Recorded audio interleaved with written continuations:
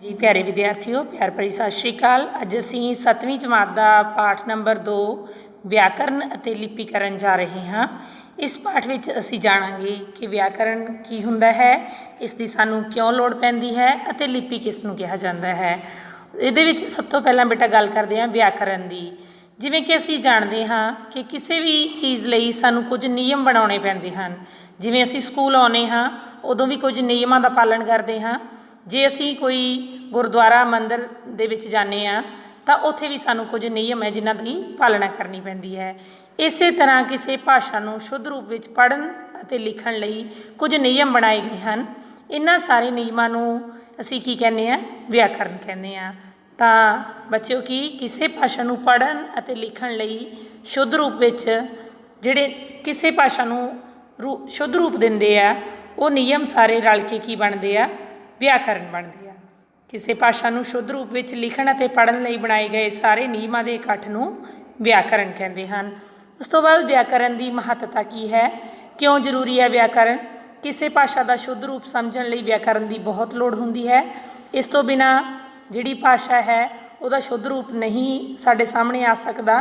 तो इस तो इलावा धुनियां की उचारण करना, शब्दां नूं बनाउणा, वाकां नूं बनाउणा, इस तो इलावा किहड़े वाक की कित्थे वरतों हुंदी है, कित्थे किहड़ा चिन्ह लगता है, ये सारा कुछ सानू व्याकरण राही ही पता लगता है। गल करते हैं व्याकरण के अंगां की। व्याकरण के अंग किहड़े किहड़े हैं। सब तो पहला बेटा अखरबोध। अखरबोध दे विच असीं की जाणदे हां, ये अखरबोध व्याकरण का वो भाग है जिस विच सानू अखारां, लगां अते लगा अखरां की वरतों अते उन्हां दे नियमां बारे दस्सिया जांदा है। जानी कि जो सानू अखरां बारे ज्ञान दिंदा है, कि लगां बारे ज्ञान दिंदा है, लगा अखरां बारे ज्ञान दिंदा है, उन्हां दी वरतों दे नियमां बारे दसदा है, वो की है अखरबोध। व्याकरण भाषा विच वो की है अखरबोध। व्याकरण का एक अंग है अखरबोध। उस तो गल बाद है अगला व्याकरण का भाग है जी शब्दबोध। शब्दबोध की हुंदा है, जिस विच सानू शब्दां की रचना के नियमां बारे पता लगता है, शब्दां के रूपों बारे पता लगता है भी शब्द किन्ने प्रकार के हुंदे है, शब्दां की वंड बारे सानू पता लगता है। ठीक है ना। तो वो भाग की है शब्दबोध, जिहड़ा सानू ये सारी जानकारी दिंदा है। उस तो बाद है जी वाकबोध। वाकबोध दे विच सानू की पता लगता है, वाकां की रचना बारे, वाकां के नियमां बारे, कित्थे विश्राम चिन्ह लगता है, किहड़ा सधारण वाक है, किहड़ा प्रश्नवाचक वाक है, ये सारा कुछ किहदे विच पता लगता सानू वाकबोध दे विच। उस तो बाद गल करते हैं अर्थबोध की। अर्थबोध की हुंदा है बेटा, जिस विच शब्दां दे अर्थां बारे जानकारी दित्ती जाती है। इस भाग दे विच असीं की सीखते हैं, जिवें बहुअर्थक शब्द, एक शब्द के बहुत सारे अर्थ निकलते हैं। समानार्थक शब्द सीखते हैं, असीं बहुते शब्दों की थां एक शब्द सीखते हैं, विरोधी शब्द सीखते हैं। ये सारा कुछ किस भाग दे विच आउंदा व्याकरण दे अर्थबोध दे विच। इस तरह बेटा की है व्याकरण की है, किसी भाषा नूं शुद्ध रूप में लिखण अते बोलण दे नियमां नूं की कहने असीं व्याकरण कहने आ। तो व्याकरण के किन्ने भाग ने, 4 भाग ने, अखरबोध, शब्दबोध, वाकबोध ते अर्थबोध। उस तो बाद गल करते हैं जी लिपि की, कि लिपि की है। देखो असीं अपने मन के विचार प्रगट करने लई भाषा की वरतों करते हैं। ठीक है, भाषा बोली साडी, उस बोली नूं जदों असीं लिखती रूप दे दिंदे आ, अपनी भाषा नूं जदों लिखती रूप दिंदे आ, तां लिखती रूप देण लई जो भी असीं चिन्ह वरतदे आ, उन्हां सारे चिन्हां नूं की कहने आ, लिपि कहने हैं। मान लो असी कोई शब्द लिखना है, असी लिखना है मटर, तो उहदे लई मम्मा, टैंका ते रारा जिहड़े चिन्ह ने, चिन्हां नूं साडे मूँह चों निकलण वालीआं धुनियां ने, धुनियां नूं अगे असीं की करदे आ, अखरां दे विच प्रगट करदे आ, वो अखर बन जांदे साडे। तां उहनां नूं असीं की कहने आ, भाषा नूं प्रगट करन दे चिन्ह। इन्हां सारे चिन्हां नूं मिला के असीं की कहने आ, लिपि कहने आ। हुण की समझ आया तुहानूं कि किसी भाषा नूं लिखती रूप में प्रगट करने लई जो भी चिन्ह वरते जाते हैं, उन्हां सारे चिन्हां दे समूह नूं असीं की कहने आ, लिपि कहने आ। ते हर भाषा की अपनी एक लिपि हुंदी आ, हर भाषा की आपो अपनी लिपि हुंदी है। जिवें पंजाबी की लिपि गुरमुखी है, हिंदी की है देवनागरी, ते अंग्रेजी भाषा की लिपि है की है रोमन लिपि। तो हुण असीं गल करदे हां गुरमुखी लिपि की। गुरमुखी लिपि दे विच सानूं की कुछ आ जांदा है, गुरमुखी लिपि दे 41 अखर आ जांदे आ। ठीक है, 10 लगां आ जांदियां ने ते 3 लगा अखर आ जांदे आ। इन्हां सारिਆਂ ਨੂੰ मिला के असीं की कहने आ, गुरमुखी लिपि कहने आ। तो हुण गल करदे आ सब तो पहलां 41 अखरां दी।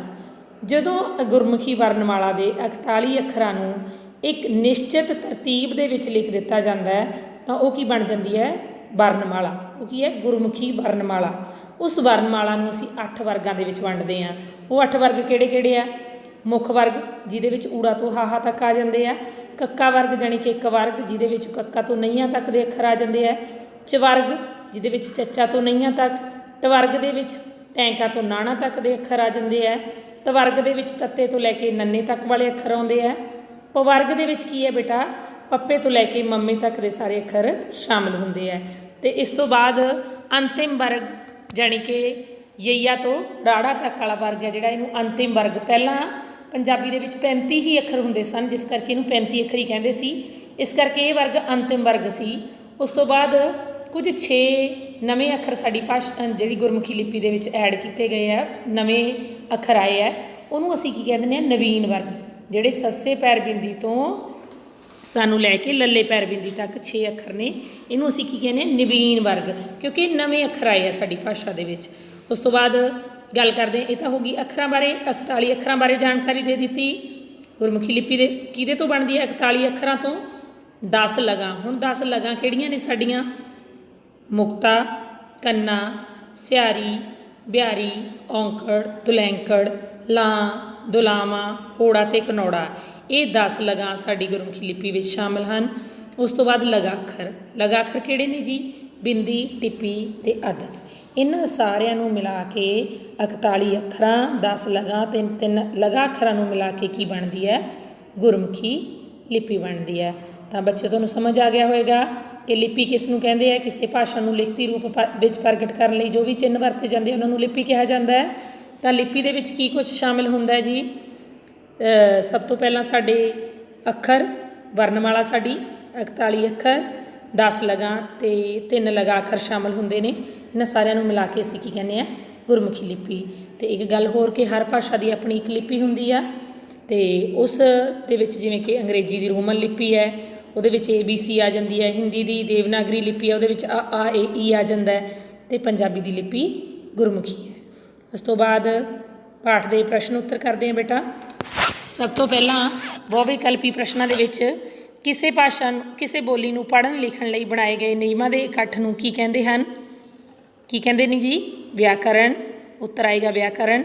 ਭਾਸ਼ਾ ਦੇ ਸ਼ੁੱਧ ਅਤੇ ਮਿਆਰੀ ਰੂਪ ਨੂੰ ਸਮਝਣ ਲਈ ਕਿਸ ਦੀ ਬੜੀ ਮਹੱਤਤਾ ਹੁੰਦੀ ਹੈ?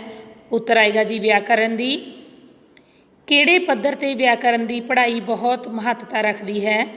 ਉੱਤਰ ਆਏਗਾ ਜੀ ਸਕੂਲ ਪੱਧਰ 'ਤੇ। ਇਹਦਾ ਉੱਤਰ ਆਏਗਾ ਜੀ ਸਕੂਲ ਪੱਧਰ 'ਤੇ। ਉਸ ਤੋਂ ਬਾਅਦ ਹੈ ਜੀ ਉਰਦੂ ਭਾਸ਼ਾ ਦੀ ਲਿਪੀ ਕਿਹੜੀ ਹੈ? ਤਾਂ ਇਹਦਾ ਉੱਤਰ ਆਏਗਾ ਜੀ ਫਾਰਸੀ। ਉਰਦੂ ਭਾਸ਼ਾ ਦੀ ਲਿਪੀ ਕੀ ਹੈ? ਫਾਰਸੀ। ਗੁਰਮੁਖੀ ਵਰਨਮਾਲਾ ਨੂੰ ਕਿੰਨੇ ਵਰਗਾਂ ਵਿੱਚ ਵੰਡਿਆ ਜਾਂਦਾ ਹੈ ਜਾਂ ਵੰਡ ਕੇ ਲਿਖਿਆ ਜਾਂਦਾ ਹੈ? ਤਾਂ ਉੱਤਰ ਆਏਗਾ ਜੀ 8। ਉਸ ਤੋਂ ਅੱਗੇ ਖਾਲੀ ਥਾਵਾਂ। ਵਿਆਕਰਨ ਦੇ ਨਿਯਮਾਂ ਵਿੱਚ ਬੱਝ ਕੇ ਕੋਈ ਵੀ ਭਾਸ਼ਾ ਡੈਸ਼ ਰੂਪ ਧਾਰਨ ਕਰ ਲੈਂਦੀ ਹੈ। ਉੱਤਰ ਆਏਗਾ ਜੀ ਟਕਸਾਲੀ।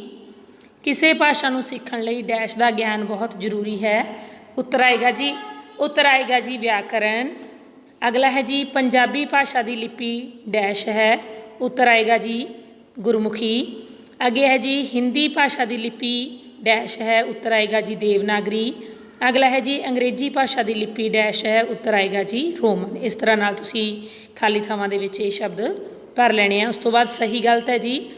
ਕਿਸੇ ਇੱਕ ਭਾਸ਼ਾ ਦੇ ਨਿਯਮਾਂ ਨੂੰ ਕਿਸੇ ਦੂਸਰੀ ਭਾਸ਼ਾ ਉੱਤੇ ਇੰਨ ਬਿੰਨ ਲਾਗੂ ਕੀਤਾ ਜਾ ਸਕਦਾ ਹੈ। ਗਲਤ ਹੈ ਜੀ, ਨਹੀਂ ਲਾਗੂ ਕੀਤਾ ਜਾ ਸਕਦਾ। ਭਾਸ਼ਾ ਦਾ ਸ਼ੁੱਧ ਜਾਂ ਮਿਆਰੀ ਸਰੂਪ ਨੂੰ ਸਮਝਣ ਲਈ ਵਿਆਕਰਨ ਦੀ ਮਹੱਤਤਾ ਨਹੀਂ ਹੁੰਦੀ। ਗਲਤ ਹੈ ਜੀ, ਵਿਆਕਰਨ ਦੀ ਬਹੁਤ ਮਹੱਤਤਾ ਹੁੰਦੀ ਹੈ। ਅਗਲਾ ਹੈ ਜੀ ਬੋਲਣ ਵੇਲੇ ਸਾਡੇ ਮੂੰਹ ਵਿੱਚੋਂ ਜਿਹੜੀਆਂ ਆਵਾਜ਼ਾਂ ਨਿਕਲਦੀਆਂ ਹਨ ਉਹਨਾਂ ਨੂੰ ਵਿਆਕਰਨ ਵਿੱਚ ਧੁਨੀਆਂ ਕਿਹਾ ਜਾਂਦਾ ਹੈ। ਬਿਲਕੁਲ ਸਹੀ ਹੈ ਜੀ। ਅਗਲੇ ਹਰ ਭਾਸ਼ਾ ਦੀ ਆਪਣੀ ਲਿਪੀ ਹੁੰਦੀ ਹੈ, ਇਹ ਵੀ ਸਹੀ ਹੈ। ਉਸ ਤੋਂ ਬਾਅਦ ਬੇਟਾ ਪ੍ਰਸ਼ਨ ਉੱਤਰ ਹੈ। ਸਭ ਤੋਂ ਪਹਿਲਾਂ ਵਿਆਕਰਨ ਕਿਸ ਨੂੰ ਆਖਦੇ ਹਨ? ਇਹ ਤੁਹਾਨੂੰ ਪੇਜ ਨੰਬਰ 9 ਦੇ ਉੱਪਰ ਪਿੰਕ ਕਲਰ ਦੇ ਬਾਕਸ ਦੇ ਵਿੱਚ ਦਿੱਤਾ ਗਿਆ ਹੈ। ਕਿਸੇ ਬੋਲੀ ਨੂੰ ਪੜ੍ਹਨ ਲਿਖਣ ਲਈ ਬਣਾਏ ਗਏ ਨਿਯਮਾਂ ਦੇ ਇਕੱਠ ਨੂੰ ਵਿਆਕਰਨ ਕਹਿੰਦੇ ਹਨ। ਇੱਥੋਂ ਤੁਸੀਂ ਆਪਣਾ ਉੱਤਰ ਕਰ ਲੈਣਾ ਹੈ। ਅਗਲਾ ਪ੍ਰਸ਼ਨ ਹੈ ਜੀ ਅੱਖਰਬੋਧ ਜਾਂ ਵਰਨਬੋਧ ਕਿਸ ਨੂੰ ਕਹਿੰਦੇ ਹਨ? ਇਹਦਾ ਹੈ ਜੀ ਅੱਖਰਬੋਧ ਜਾਂ ਵਰਨਬੋਧ। ਤੁਹਾਨੂੰ ਪੇਜ ਨੰਬਰ 9 'ਤੇ ਹੀ ਦਿੱਤਾ ਗਿਆ ਹੈ। ਅੱਖਰਬੋਧ ਜਾਂ ਵਰਨਬੋਧ। ਵਿਆਕਰਨ ਦੇ ਇਸ ਅੰਕ ਵਿੱਚ ਸਾਨੂੰ ਅੱਖਰਾਂ, ਲਗਾਂ ਮਾਤਰਾ ਅਤੇ ਲਗਾਂ ਅੱਖਰਾਂ ਦੀ ਵਰਤੋਂ ਦੇ ਨਿਯਮਾਂ ਬਾਰੇ ਗਿਆਨ ਪ੍ਰਾਪਤ ਹੁੰਦਾ ਹੈ। ਉਸ ਤੋਂ ਅਗਲਾ ਪ੍ਰਸ਼ਨ ਹੈ ਜੀ ਸਾਡਾ ਕਿ ਅਰਥਬੋਧ ਤੋਂ ਤੁਹਾਡਾ ਕੀ ਭਾਵ ਹੈ। ਇਹ ਵੀ ਸਾਨੂੰ ਬੇਟਾ ਪੇਜ ਨੰਬਰ 10 ਦੇ ਉੱਪਰ ਅਰਥਬੋਧ ਵਾਲਾ ਜਿਹੜਾ ਪੈਰਾ ਤੁਸੀਂ ਕਰ ਲੈਣਾ। ਅਰਥਬੋਧ ਤੋਂ ਭਾਵ ਹੈ ਅਰਥਾਂ ਦੇ ਪੱਖ ਤੋਂ ਸ਼ਬਦ ਦੀ ਵਿਆਖਿਆ। ਇਸ ਵਿੱਚ ਬਹੁਅਰਥਕ, ਸਮਾਨਾਰਥਕ, ਬਹੁਤੇ ਸ਼ਬਦਾਂ ਦੀ ਥਾਂ ਇੱਕ ਸ਼ਬਦ ਅਤੇ ਵਿਰੋਧਾਰਥਕ ਸ਼ਬਦਾਂ ਬਾਰੇ ਜਾਣਕਾਰੀ ਦਿੱਤੀ ਜਾਂਦੀ ਹੈ। ਇਸ ਤਰ੍ਹਾਂ ਨਾਲ ਇਸ ਪ੍ਰਸ਼ਨ ਦਾ ਉੱਤਰ ਕਰ ਲੈਣਾ ਹੈ। ਅਗਲਾ ਹੈ ਜੀ ਵਰਨਮਾਲਾ। ਵਰਨਮਾਲਾ ਕੀ ਹੁੰਦੀ ਹੈ ਬੇਟਾ? ਜਦੋਂ ਪੰਜਾਬੀ ਭਾਸ਼ਾ ਦੇ ਅੱਖਰਾਂ ਨੂੰ, ਗੁਰਮੁਖੀ ਲਿਪੀ ਦੇ ਅੱਖਰਾਂ ਨੂੰ ਇੱਕ ਨਿਸ਼ਚਿਤ ਤਰਤੀਬ ਦੇ ਵਿੱਚ ਲਿਆ ਜਾਂਦਾ ਹੈ ਤਾਂ ਉਸ ਨੂੰ ਅਸੀਂ ਕੀ ਕਹਿ ਦਿੰਦੇ ਹਾਂ? ਵਰਨਮਾਲਾ ਕਹਿ ਦਿੰਦੇ ਹਾਂ। ਇਸ ਪ੍ਰਸ਼ਨ ਦਾ ਉੱਤਰ ਤੁਹਾਡੇ ਇਹਦੇ ਵਿੱਚ ਨਹੀਂ ਦਿੱਤਾ ਗਿਆ, ਪਰ ਤੁਸੀਂ ਲਿਖ ਲੈਣਾ ਹੈ ਕਿ ਜਦੋਂ ਗੁਰਮੁਖੀ ਦੇ 41 ਅੱਖਰਾਂ ਨੂੰ ਇੱਕ ਨਿਸ਼ਚਿਤ ਤਰਤੀਬ ਵਿੱਚ ਲਿਖਿਆ ਜਾਂਦਾ ਹੈ ਤਾਂ ਉਹ ਵਰਨਮਾਲਾ ਕਹਾਉਂਦੀ ਹੈ। ਇਸ ਤਰ੍ਹਾਂ ਇਹ ਪ੍ਰਸ਼ਨ ਉੱਤਰ ਤੁਸੀਂ ਹੱਲ ਕਰ ਲੈਣੇ ਹਨ। ਧੰਨਵਾਦ।